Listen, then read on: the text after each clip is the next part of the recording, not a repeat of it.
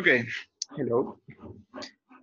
Since I have been having some problems with the connection, I decided to do or to record this video for you. So let's begin with the first topic where we were supposed to see on this class. Okay, the first topic we have to be in touch with is participle phrases.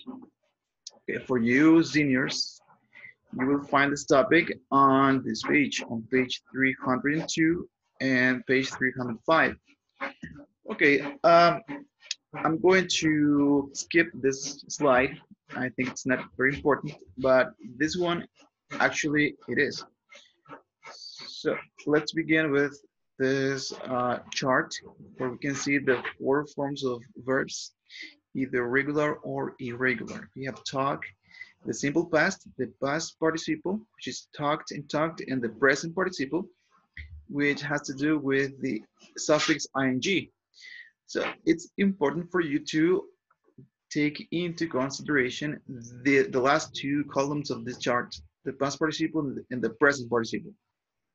Remember, for regular verbs, we use the ed or ied for the past participle, and for present participle, I just need ing.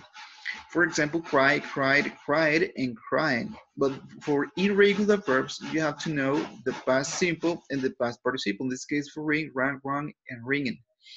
For swim, swam, swam, and swimming. For eat, ate, eaten, and eaten. And so on. So remember, the most important here are these two columns for this chart. The past participle and the present participle. This is the most important. Why? Because for the examples of participle additives, we have to know that we can use some verbs in the present participle as additives. Remember that additives describe nouns. So I have four examples for you in this sentence, in this line, I'm sorry. And for example, the verb link. Link with the present participle. Remember, present participle has to do with ing. So the linking verb is very useful. So linking is describing the word verb. In verb, the word is a noun. With the verb wait, waiting, so we use the waiting. Room is lonely, so waiting is describing the room. It's a room where you wait, for example, in hospitals. With live, we use the form, the present participle, which is living. The living room is totally closed, and for cook, cooking, the cooking time is funny. So here we have four examples of verbs in present participle acting as additives. In this case, they are all regular verbs. And now we have other examples with the past participle, always with regular verbs. So we have examples of participle additives, and we have hunt, cook, waste, and change.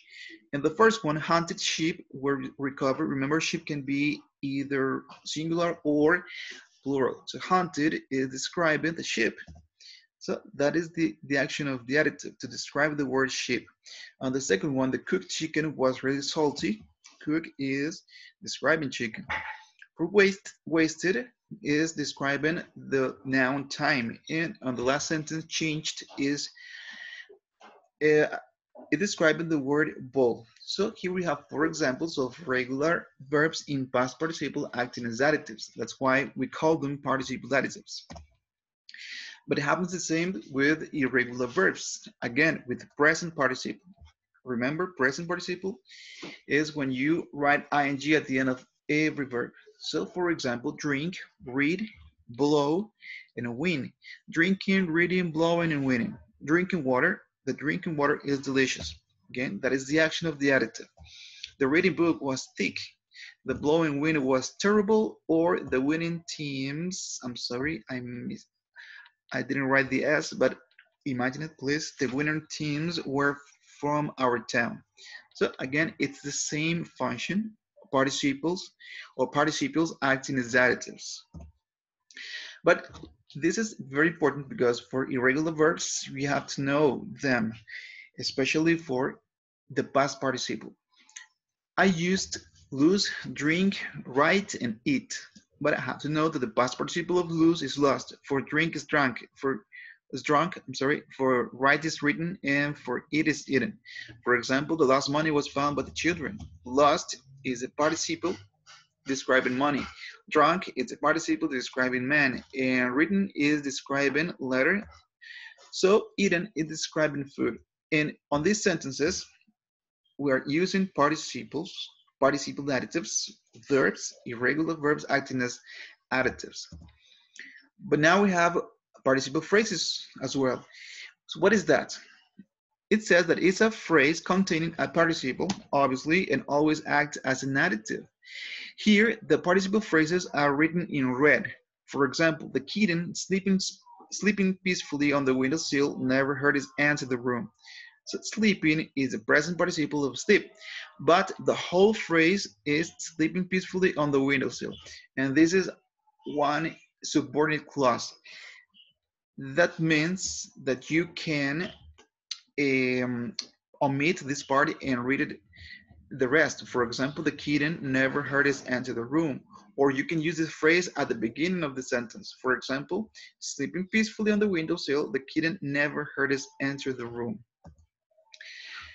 We have other examples here. For example, the fans jumping up and down cheered on the home team. Or I can use this phrase at the beginning of the sentence. Remember that. Jumping up and down, the fans cheered on the home team to victory. We have another example with past participles. Again, I'm using lost. Lost many years ago, that coin has never been found. Or I can use it in the middle. That coin lost many years ago has never been found. So this is a participle phrases.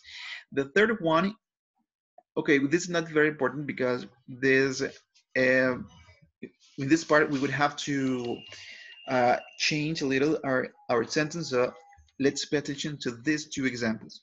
Again, you can use it at the beginning of the sentence or in the middle. Remember, these are subordinate clauses. We have other examples with these participles. Remember, I can use Bremen with confidence. This is a participle phrase modifying Jack blurted the answer. Or I can write this sentence in the middle after Jack. For example, Jack, comma, Bremen with confidence, comma, blurted the answer. So that's the way we can do it. Another example here is this one, the second one. The young students taking the final exam look afraid. Or taking the final exam, comma, the young students look afraid. Remember, you can use it at the beginning or in the middle of the sentence. The second topic is appositives and appositive phrases. You can find it on the previous pages, page 297 to 99. Appositives and appositive phrases. This is very easy. Listen, an appositive is a word that describes or identifies the subject. I'm using this example with Edison. Edison is an inventor. Inventor would be the appositive because that is the word that describes him. But I can use also appositive phrases. What is an appositive phrase? Okay, it's a phrase with an appositive. The appositive is the word that describes the subject and gives me more information. I can simply say Edison, the inventor, is often called USA's greatest inventor. But in the phrase, I'm being more specific, saying that he was the inventor of the light bulb. So Edison, comma, the inventor of the light bulb would be the positive, is often called USA's greatest inventor. So I can use one word, which is a positive, or a whole phrase to describe the subject more precisely. This example, here we have Miss Ziegler is my teacher, period. How to combine two sentences in one. She's from New York. So, for example, my teacher, Miss Ziegler, is from New York. Or I can say Miss Ziegler, comma, my teacher is from New York. So both can be the positive. Remember, the first element is the subject. So the positive noun can be used at the beginning or in the middle. But remember that it would be more precisely in the middle because the first element is always the subject. And remember, the function of an appositive is to describe the subject. Another example, author William Shakespeare wrote over 30 plays during the course of his career. William Shakespeare is a positive for author. Another example, my cat Pumpkin likes to sleep in the chair. likes to sleep there. So pumpkin is the positive for my cat, or blue, my aunt's cat is much bigger than my cat. Remember, the subject is the first element. What is describing the subject? It would be the appositive. And the following sentences, I'm showing you how to combine two sentences in one. For example, John is a good architect. He designed our house. So I can say John, comma, a good architect, comma, design our house. Or Dora is our cousin, period. She comes from New York. So Dora, comma, our cousin, comma, comes from New York.